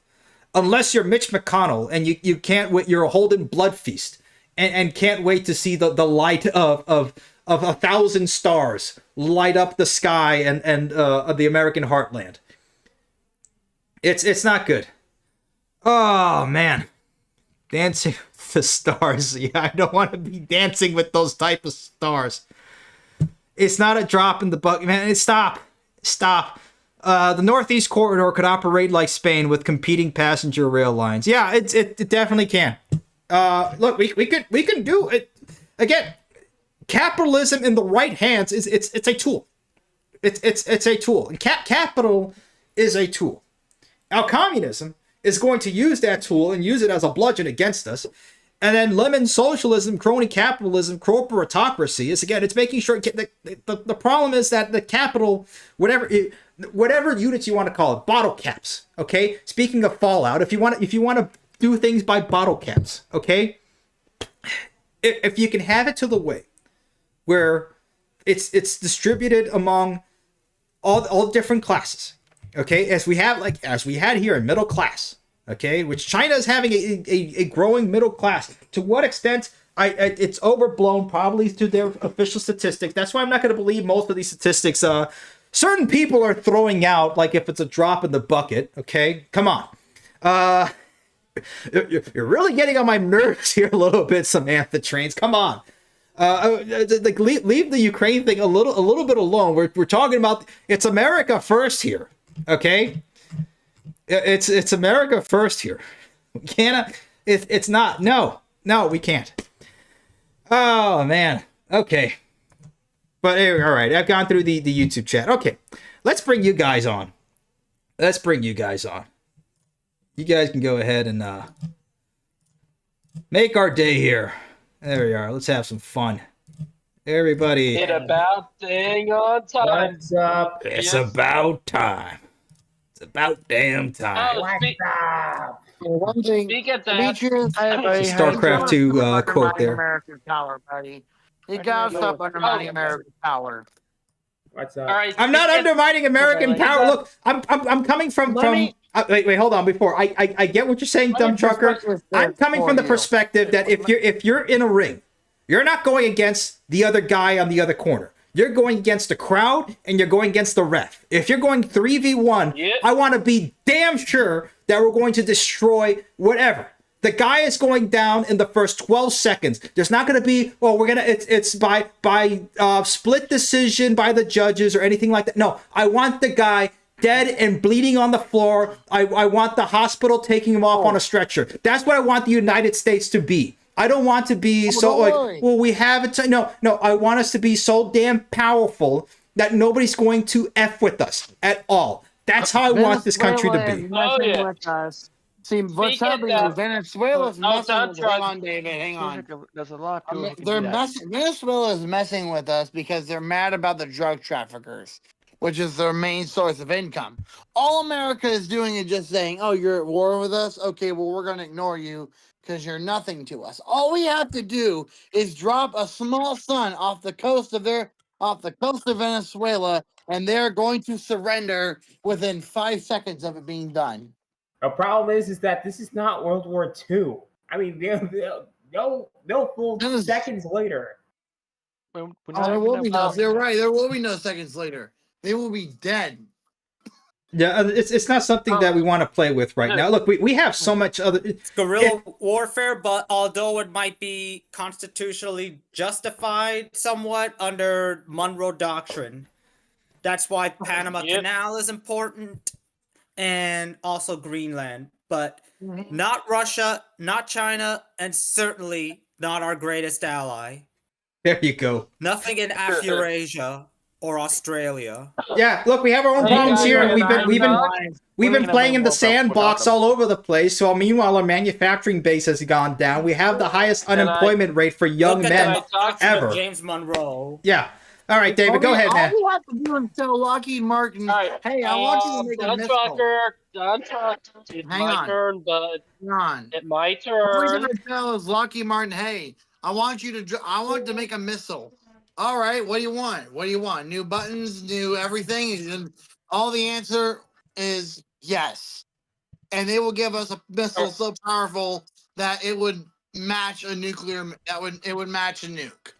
Look, we're not in the skunk work days anymore, man. Look, I wish it were that, but we're not, and we've been playing too much in the sandbox for too long. Look, Dick Cheney, the amount of millions of people dead under that guy, because it wasn't Bush that did it. It was mainly Dick Cheney, okay, at the behest of Halliburton, and we didn't even get the damn oil. Okay, Trump was right about that, and that was one of the big reasons that I was like absolutely for this guy, because he was against this sort of foreign intervention, and nationalism, not globalism, will be our credo. But look, we're embroiled in more foreign wars, and our country is doing worse than it was 10 years ago. Now, there's some little spots here and there where it seems a little brighter, but it's not, when we zoom out the graph, it's not looking too bright. But anyway, all right, David, go ahead. I'm sorry, man. All right. I kind of laughed when you did not even brought my name up, but I know you were talking about me earlier. No, I definitely was the short line king here, man.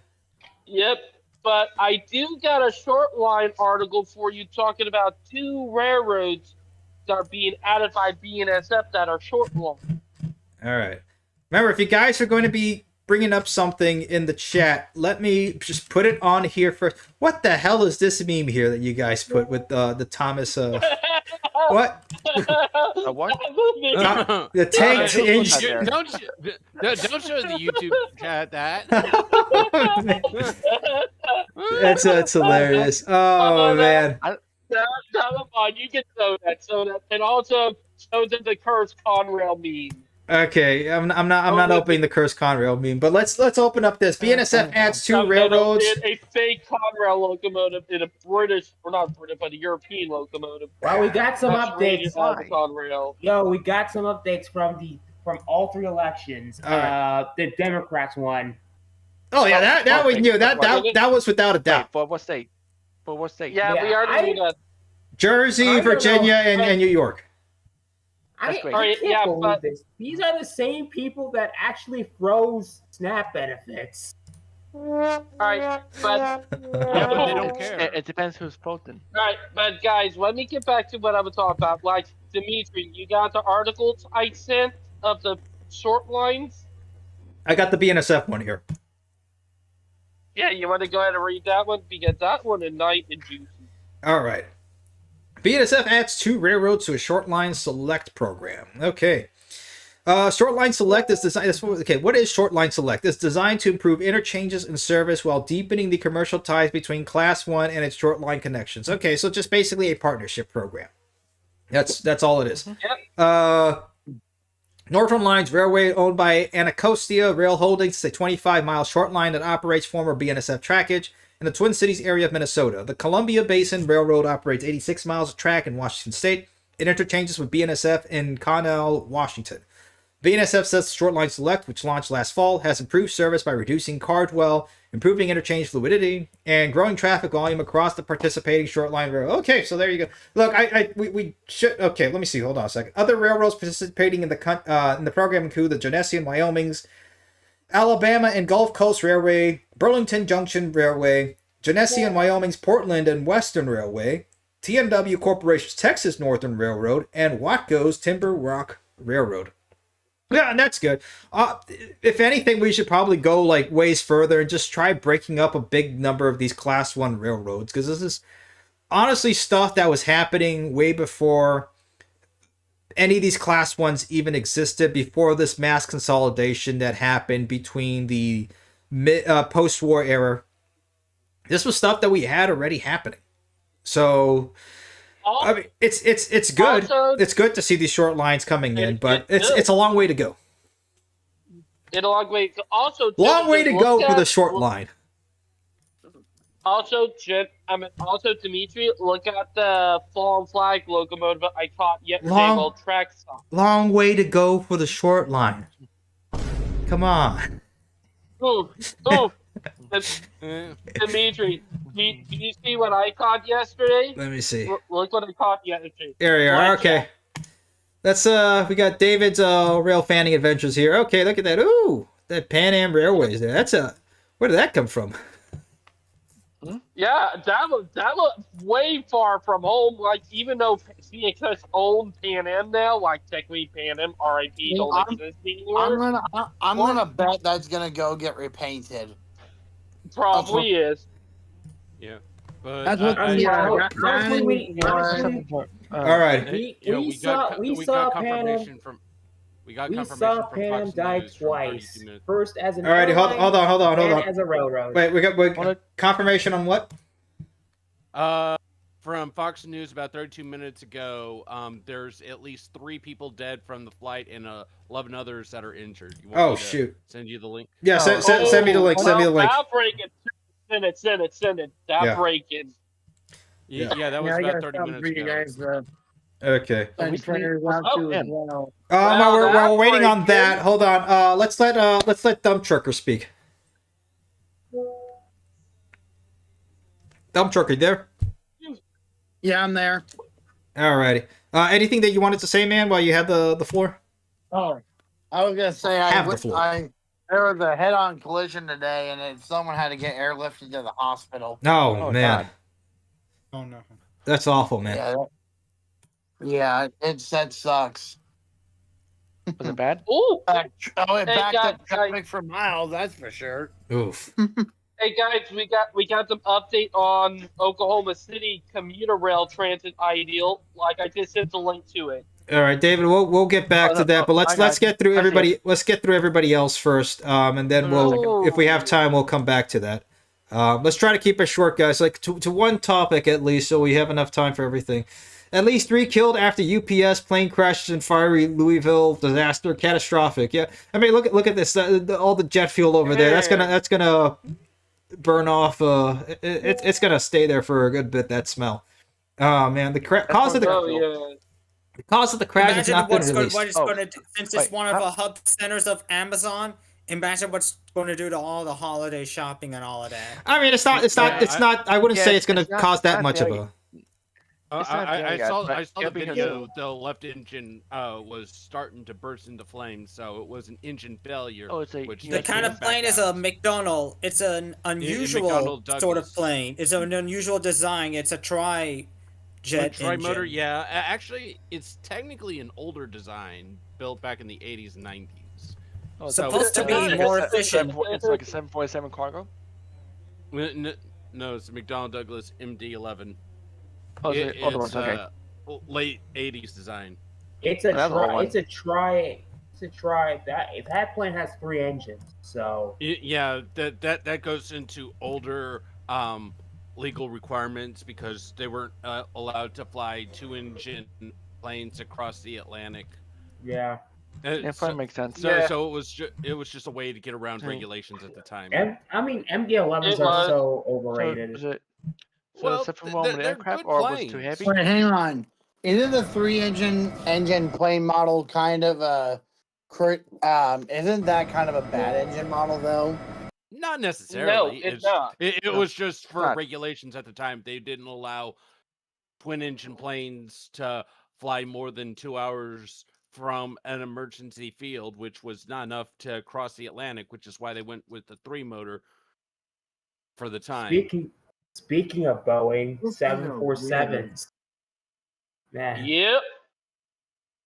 Man, it's been rare to see a U.S. airline running a 747. We don't have them anymore.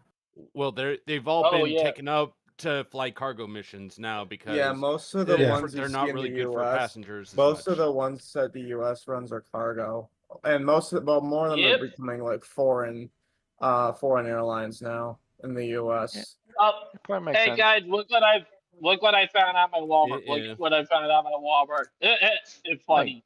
Yeah, Alright, no. hold on, we have another angle of the crash over here. This seems to be from a truck at one of the logistics areas.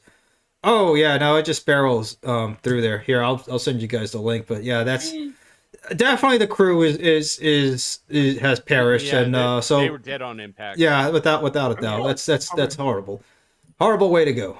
Wait, would the plane just left the airport? Yes, was it it just landing? took off, and it looked like the engine was going out when the plane just fell out of the sky. Oh, so I thought it was heavy cargo. Is there any reported survivors? With that kind of a crash, it's almost guaranteed that there will be no survivors on board. Yeah, on board now. Look how fast. We don't know or have any confirmation yet if anybody in this. It looks like a logistics center, but it doesn't look like anybody here. I'm pretty sure. Let me see if this was around 5:15 Eastern time after takeoff. So this was what, like right after 5 o'clock. I don't know. Maybe there's a third shift coming in between there because they usually run third shift around 4 o'clock or something. Well, hold on, Eastern time. So yeah, it's about around that time. Yeah. They're reporting at least 11 injuries, possibly more, but they haven't said anything in the last 30 minutes. Yeah, there's still going to be people there, so we don't know. Again, to everybody affected, like any sort of prayers for any of those. It's just look, this sort of stuff has just been happening more and more often, guys. I mean, we're living in a system on the bones of a supply chain and logistics chain that is. Again, this is a design from the 1980s. So, I mean, who else knows what else happened to it? I mean, look, most of these planes, look, they're far safer than even driving in a car most of the time, okay? Plane accidents still, in comparison to car accidents, let's be real, far less. Far less. Just going to work today. Look, anecdotally, I saw 2 crashes. The shutdown needs to stop. Whoever was really guilty in it. Yeah, but I saw two like a 5-car this pileup. Shutdown must stop ASAP. And a 3-car pileup. It's screwing with American lives. Yeah, but it's getting worse. Unfortunately, listen, here's the thing. All right, guys, one at a time. One at a time. Not until they get their, not until they fund illegals, they might open up the government. Yeah. Now I don't know how. Wait, hold on. Here's the thing. I don't know to what extent that the shutdown or the air traffic control had to do with it. This seems to be more of an equipment failure than anything to do with air traffic control. That's certain by far. Yeah, it's not air traffic control. It's not a UPS. Now, I do agree. It'd be nice to at least have... if I'm flying anytime soon, I'd like to make sure that those air traffic controllers have some sort of income, that they're at least there and they're getting paid. To not have them pay, that's not a good thing. But the whole shutdown thing is ridiculous. And is the government has the government stopped taking away money out of your checking account? Have they stopped taking away money out of your paycheck? No. The government has not been shut down. They just shut down their discretionary spending, and what we're seeing as discretionary is pretty alarming. I mean, air traffic controllers, that seems like something that shouldn't be up for debate. It's in it. Oh, speaking of that, Dimitri, look at the meme I snuck in. Yeah, we're not. Well, okay. If Mighty Tree saying we're not looking at it, we're not.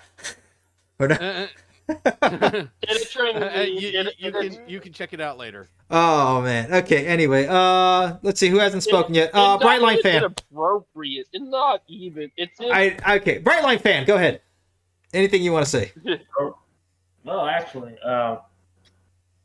so okay. It's okay. It's not that bad. Okay. It's still funny. Yeah, it's really good. Okay, guys. Here's the me. Okay, it's not that bad. All right, come on. It's an innuendo. All righty. Okay. Anyway, Brightline fan, go ahead, man.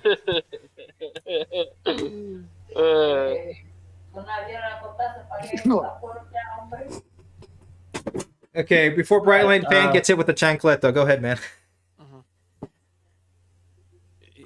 All right. Basically, this shutdown needs to stop. This political. Yeah, I mean, this is political football in its finest right now. It really is. It is kind of nuts, but it depends how Yeah, you but want they to haven't end gone it. for the record. Currently, Belgium holds the record at over 8 years. So, so they need to work hard for it. Man. Yeah, if we get an 8-year shutdown, man, I don't even know where that would go. I mean, what half of Congress? Well, then again, half of Congress will be dead by that time because they're already on their way out. So I mean, it'd be kind of funny to still see them on the floor filibustering and like literally dropping dead on the Senate floor, like Mitch McConnell almost did like 3 times already. But I mean, let's see. And Chuck Schumer will probably be like there croaking too. I mean, all these guys just need to go. Honestly, they need to retire now. They won't. They can't let go of the wheel. They just have to. They will die there, white knuckle on the wheel of the country if it means crashing everybody down with them. And that's the scary part. Yeah. Yeah. I think. What we need. What we absolutely need to do is we had to advocate for transit in the local levels. I mean, honestly, the most important governments that we have are local governments. So they do a lot of local governments do a lot of stuff more than their federal counterparts do. Yep. All right, David. What are you laughing manically there about inappropriately? No, he's trying to bring the pirate Terry back early. We're not allowing that. Okay. He will be banned later. Do not worry. All right. But before Brightline fan got so rudely interrupted there, no, he's 100% correct, guys. The only way that we can really affect any sort of change, I mean, you can vote as long as you want for the federal elections. You're not changing that much, okay? But at least in the local elections, because we've seen it all across the country right now, especially in the Midwest and Ohio and Indiana. Whoever your commissioner is going to be in charge of your paycheck because your electric bills are going to skyrocket up if these Googles and these Facebooks and everybody else, if they can get their abatements to go ahead and build their data centers, your water cost goes up, your electric cost goes up. And guess what? They're not going to care because they're getting a good amount of paycheck and funding for the next election. So do yourself a favor. Check your. By the way, these people have addresses. I'm not going to say anything more than that, but your local elections matter a lot more than you think they do. So get locally involved. Get some friends. Do IRL stuff, and I think we need to start doing that more often. Brightline fan, thank you for bringing it up because this is something that I was thinking about. We need to have these local chapters. I know we did it with HSRAC when we were the High Speed Rail America Club, but we need to start doing local chapters of the American Rail Club. We need to get IRL involved in our local areas, no matter where we are, and just talk about this sort of stuff. Manufacturing. Manufacturing. Look, if you want to, instead of if they're going to do tax abatements for AI, look, no tax abatements for AI unless we can have enough people in this county to have a job in manufacturing. And if you want to build your AI center after you build nuclear energy, fine. And we should be building AI data centers. But we need to do the right things first. We cannot get to the 3rd level of a floor by jumping up there unless we actually build a staircase. And that part of that needs to be manufacturing, needs to be fixing our electrical grid, fixing our all infrastructure. Water, sewage, railroads, all of it. Roads, the whole thing.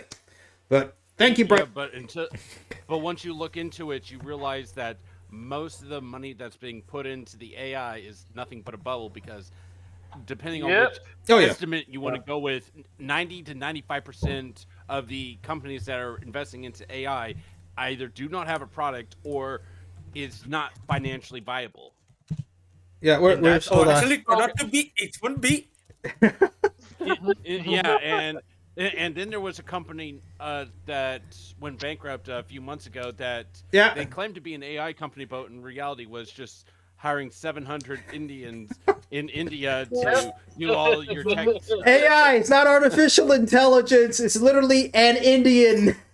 Oh, $1.5 billion, 700 Indians. Wow. Yeah, it's a big bubble. Yeah, and the worst part about it is a lot of companies that are investing into AI, they build their AI out, they fire all the programmers who made it, and then they have to hire those same programmers back to fix the problems that the AI keeps causing. By the way, you guys want to laugh? Look at this dude's sweater. This is look at this dude. Yeah. Hold on, wait a second. Here we go. Hold on, wait. Here we go. Here we are. Oh man. Oh my! Look at this dude. Oh my! That is not.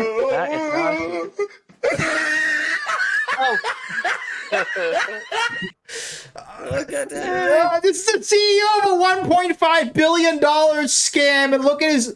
You should. Anybody with any sort of common sense and IQ, and if you have an IQ over even 95, you look at this guy and you say, yeah, you know what? I'm not giving this guy a cent because of his crappy fashion set. Look at this. Oh man, this is like. That sweater probably came off of Temu. Hey, Dimitri. Scroll up. Look what I found on Facebook Marketplace. Look what I found on Facebook Marketplace. Look at this fucking sweater, man. Oh man. Okay. All right. Okay. Ooh. But I put the wrong one. I'm getting that bunk bed for my son. I'm gonna get him that. Whatever. Yep, found that on Facebook today. Oh, found man. that on Facebook. You find the wackiest stuff on Facebook Marketplace. I mean, you can just. I mean, I have so many screenshots that I've taken and shared with my friend group. It's just been nuts. Alrighty, who hasn't spoken yet? Star Force 97, and then I'm sorry, Darius, we skipped you. And then we'll go to Darius, Adam everywhere, Grand Trunk Line, and then we'll come to a close. Alrighty, go ahead, Star Force. Yeah. So thankfully, Chicago dodged a bullet with their new bill. Their new bill. I think SB 2111, which was passed. At the last like overnight when it was at the deadline. So so that, I mean, the good thing is that it not only is it going to avoid service cuts, but it's going to allow improved service and hopefully expanded service over the coming decade. And hopefully I mean, it just goes to show the problem is this should have been done years ago. And honestly, I feel like it's better that at least there's something, but long term I don't think it'll be. I don't know how long it will sustain in the long run. But yeah, but it's just another example. Philadelphia already had their big transit crisis, and then they're buying 2 years with a new bill. It's just at least, I mean, Chicago. Hopefully, Chicago will be able to use this bill more responsibly, at least. Yeah, no, but honestly, I wouldn't say sad thing, but I mean, Chicago has a lot more going for it than New York right now. And I honestly feel a hell of a lot more optimistic for Chicago's future than New York. And this before Mom Donnie, anything like that. New York just can't get a handle of itself.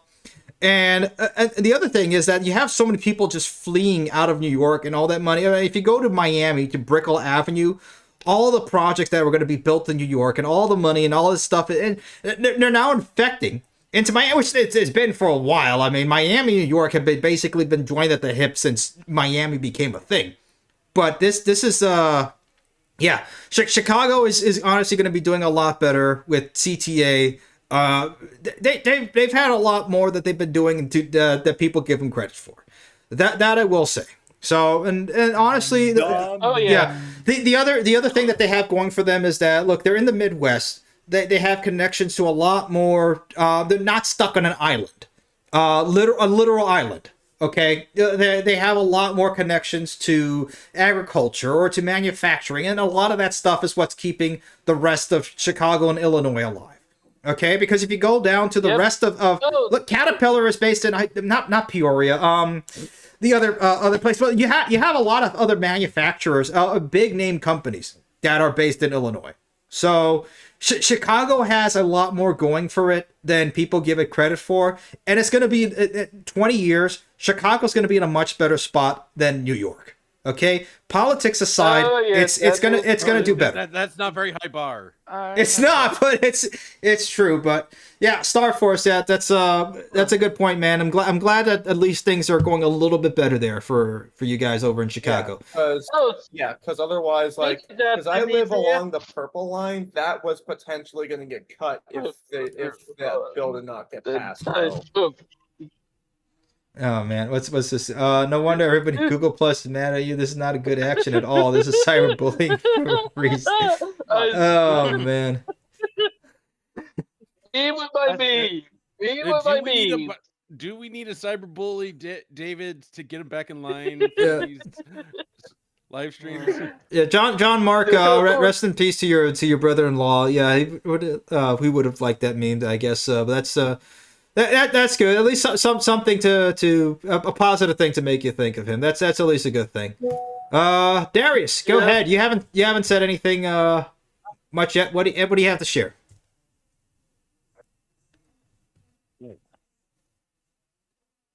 You there? Darius, are you there? Hey guys, sorry. All right. So anyway, manufacturing is. I didn't know we had much manufacturing in Florida. I thought it was mostly a tourist and agricultural state. It still is, but there is some manufacturing, particularly in the central part of the state and near Tampa, because there's a lot more land. During the 20s, and during the 1920s, I'm sorry, you can talk about that. During the 1920s, one of the Model T Ford production plants was near Jacksonville. That's true. Plus, there is a small steel mill right up somewhere near Jacksonville. There is a steel mill in Florida somewhere. There is? Yeah. I actually found it one time. I found it on Google Maps. Well, track plane, like a little jam I used to do back in the day would go around on Google Maps, see what area could be turned into like a model train layout and all that. And I stumbled onto a steel mill in Florida. Florida's biggest advantage is its location, because it is right in between South America, where there's a whole lot of natural resources. It's still close enough to Europe. It's close enough to Africa, and you can still connect to the rest of the United States. Plus, you don't have to deal with the winters. But yeah, you have hurricanes. With the Boomeritaville, I get it. Halting some of the progress in Florida is actually bigger than the rest of the country. Wasting away again in Hey, yeah, I do think. Well, here's the thing. The boomer generation at some point. I mean, it's just inevitable. That's how time works. It is not going to be in power, and they're not going to be the biggest part of the population anymore. And I think Florida has kind of been the ironic part about it is that Henry Flagler was kind of, for his age, the boomer back then in the 19th century that moved to Florida for the weather. But here's the difference. Okay, rather than kind of sticking on his own and then just buying up an oceanfront property and raising the prices everywhere and paying into a homeowners association to piss everybody else off, Henry Flagler built up. Fuck HOA. I know, but Henry Flagler built up the east coast of Florida. The east coast of Florida would not exist without Henry Flagler. And that is It the would difference. still be just a swampland. Yeah, and that's the difference between today's elite versus yesterday's elite. Because at least yesterday's elite, yeah, is as bad as and they're not perfect people, but there are more captains in industry than today's robber barons. The robber barons who wait, what do they dress like? What do they dress like while they're swindling you? Hold on, they dress like this. They dress like this. Look at this dude. Yeah. This is the type. Yeah, no. Don't show that picture again. You're gonna make me throw up. All right, Darius. Any last thing you want to say before we go on to the next person? And also, teacher business is booming in Florida as well. A lot more than marine biology. Yeah, man. Hey, if you have an opportunity to do it, you guys, it's the market is tough out there. And I get it. Like two good friends of mine just recently in the last couple of months have been laid off from their positions, and with things going on right now in the industry with the change in AI, it's tough. The only thing I can tell you is just keep taking care of yourself no matter what. Take care of your health. That's by far the first thing, and your relationships with your family. Don't drive yourself crazy. And number two, you have to be more of a generalist than a specialist. You have to be adaptable. Where things are going. Take advantage. Yeah, if AI is going, yeah, I know it's not that, but you know what? Learn how to use it and try to use it to the best of your ability. Because a lot of these guys, a lot of these Gen Xers and Boomer bosses, they don't really know how to do it. And if you tell them, oh, I know how to do AI or I got a certification, you can get these certifications for free or whatever. Hell, half the time you can go on LinkedIn and you can put that you graduated from Harvard. LinkedIn is never going to check it, by the way. You can do this sort of stuff. Get a say that you're certified in AI prompting, and there you go. Boom, a leg up. And honestly, the most important way to get a job is just you have to get connected with people. Use nepotism. Unfortunately, that's what it is, and you may not like it, but it's a real thing. You have to use it to your advantage. The best way to get a job in today's world is experience. If you want to work in a certain industry, it is best to have experience in a place that's similar to that industry. Yeah, I would say experience and knowing people that work there. Yeah, definitely. Hey, when I came to work for the company I work for, I didn't know anybody who worked here. I got hired based off my experience and people, and my boss. I think my boss took a gamble on me. So. Yeah, no, I get that, but here's the whole with your experience that the guy who picks you out to hire you takes a gamble. Yeah. As a Gen Zer myself, none of these employers are hiring us. Yep. No, I get it, man. Well, Look, just you have to be willing to go outside of your comfort zone. That's what you have to do. You can't flex your hours. You work the hours they want you to work, and you'll get the job. That's called. Wait, hold on. Somebody said that's called fraud, but sure, rely on your resume. I'm just saying that you can put that you graduated from Harvard on your LinkedIn, and nobody will check. Now, the other thing I did mention is that you can get a certification in AI prompting for free from some companies. They do it. I got like one from NVIDIA back in 2018 that I still have on my resume. And then you can go on like places like Data Camp and get certifications from that. You have to pay for that, but I mean, if you can do it, if you have extra income, maybe something worth it. But get the free stuff. Most random thing ever. Yeah. You can go to school. And be in debt forever, which will never. But guess what? You have to pay for it, but GM doesn't have to pay $11 billion back. Ain't that nice?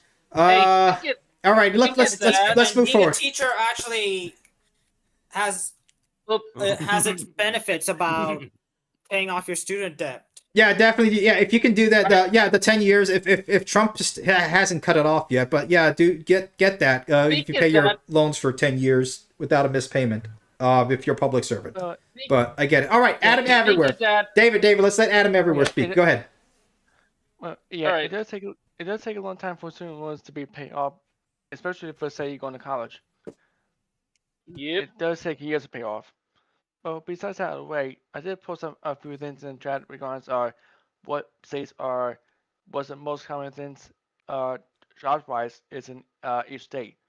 It varies by state, but it really depends on who is paying the most and what are they actually hiring over there. I'm saying job wise. Yeah, walk up there. You shake the man's hand, and get the job and bootstraps, all that sort of stuff. But yeah, it is tough right now. Most amount of young working men out of the workforce. The labor statistics are the U3 and U6 are basically a lie of how they calculate unemployment. The shadow stat is far more real in that unemployment is over 25%. That seems like a much far more realistic number. Anyway, Adam everywhere. Anything else that you wanted to say? Yes, I also put a link up as far as the accident that happened in Virginia a few days ago.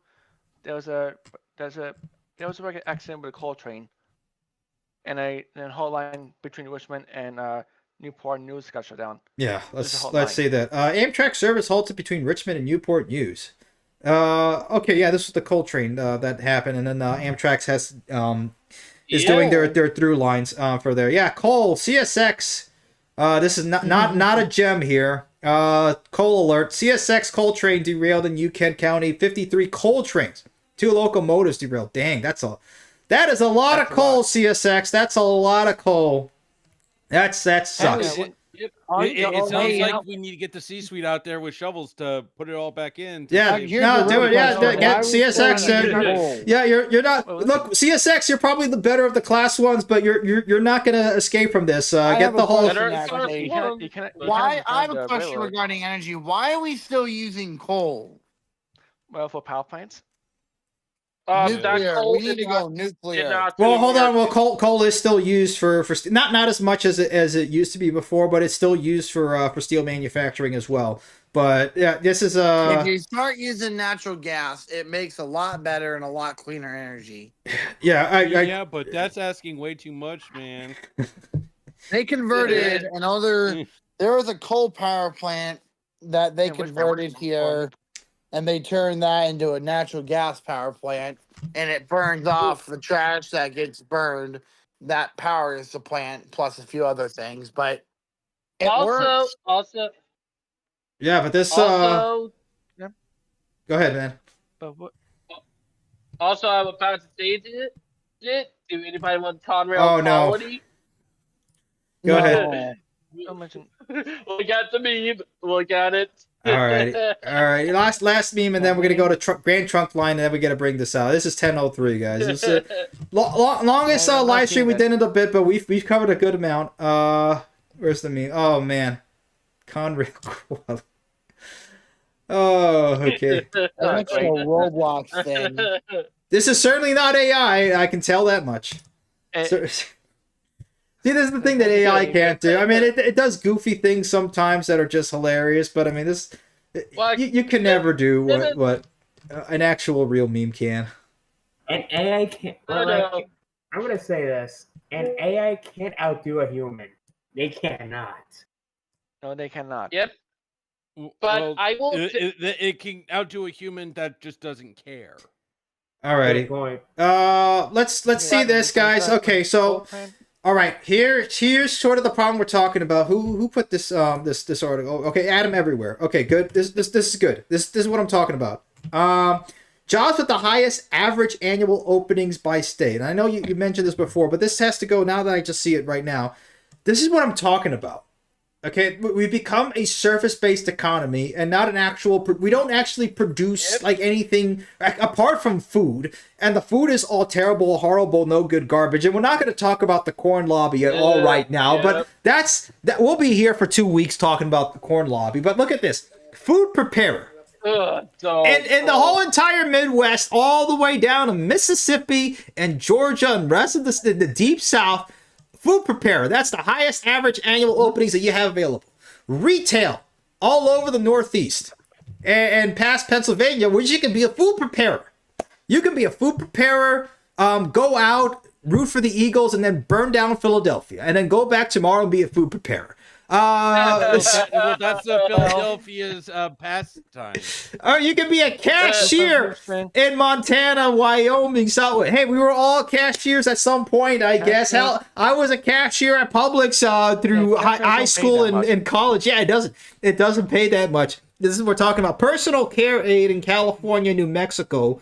By the way, Florida's not the only one with a whole lot of boomers around. California's got a lot more than I thought they ever. I thought they were all moving to Arizona, New Mexico, and Florida, but no, they're sticking there in California.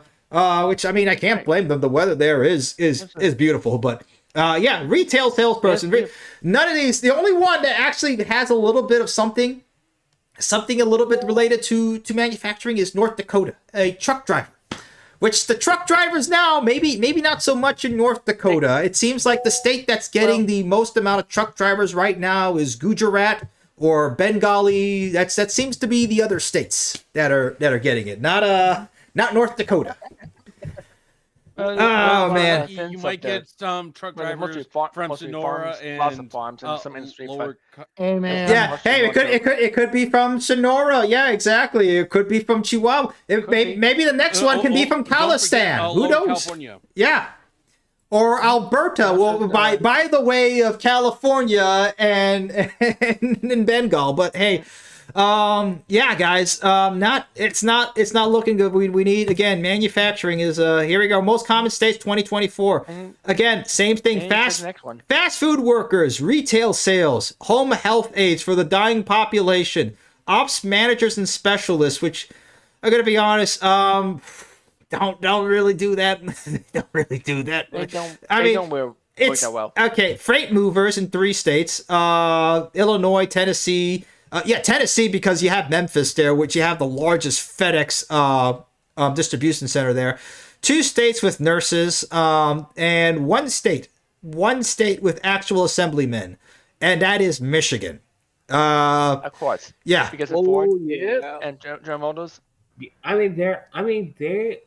Ford is based there. Not gonna lie. Yeah, outside of Detroit, I mean, you have Ann Arbor and other places outside. I mean, Detroit, the city itself is dead, but I mean, you still have all the other plants out in the rest of Michigan that are still making stuff. So yeah, no, this map needs to change. We need to bring back manufacturing. We need to build. We need to, if you want to rebuild infrastructure, I mean, look, we can't rebuild our railroads when we only have 2 manufacturers of critical rail material left. We need to rebuild our manufacturing base. We need to rebuild our infrastructure. That's it. This is what this channel believes in. This is the American Rail Club. We need to make America Railroad great again. We need to rebuild America. America first. Not to increase shareholder value. I think America's done. I think it's balkanization in the future. We haven't reached that point yet, but we're really close. More manufacturing. I know. Yeah, Brian, Rock Rail fan. The stream is over 2 hours. Yeah, that's all right. We gotta definitely carry these ideas that we're discussing into the daughter states or the balkanized daughter states. I don't think. I don't know, man. All right, we haven't reached that part yet, but we're close. Okay. Speaking of balkanization and having to live with the rest of the week, New York is gonna have a guy who can't even lift 135. Come on. You deserve it. New York going to burn to the ground. Oh man. I hope you didn't want to go to New York for like the next 2 decades. No, I had no plans. I bet 100 immediate. My wife went to Fordham. She lived there for a year. She enjoyed it. I've been there a bunch of times to visit family. I've had my share of New York. It is good.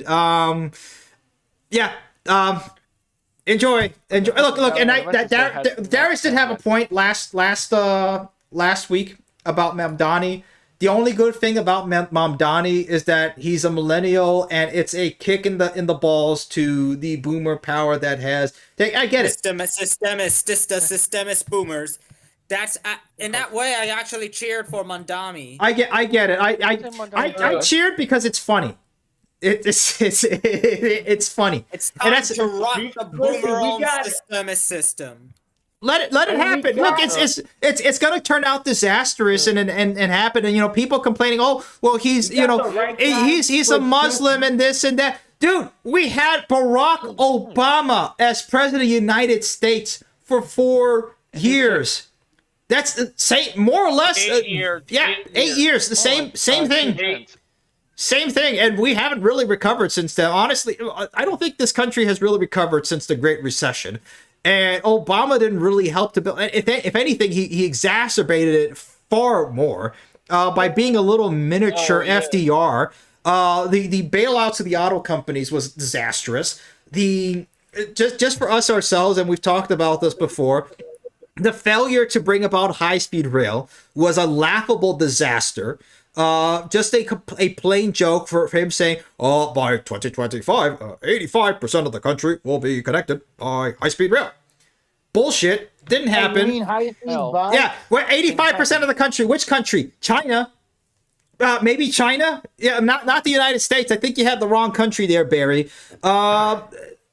Yeah, and and you can look at most of the graph. I mean, even for unemployment, if you look on Shadow Stats, the unemployment rate never got down. It was only going down just a little bit under Trump's first term, and then just took a deep, massive shit after COVID completely wrecked the economy. And we've never been able to recover since then. But yeah, you had the double whammy of the Great Recession, the double and of COVID. Then you had Obama there basically doing nothing. Cars for Clunkers was basically just another bailout for these automobile companies to go ahead and ruin the car market forever in this country. We are not going to get back to that unless we do massive manufacturing. So yeah. Look, it's going to happen. If we're going to go down this path, the faster that we can complete this path, going down this path, the easier our lives are going to be, at least, so we don't have to die old while things are going crappy. Let it go crappier while we're young, and then hopefully maybe our children or our grandchildren can have a better future. That's how I see it. Alrighty, guys. Hey, Demetrius, time check, buddy. Yeah.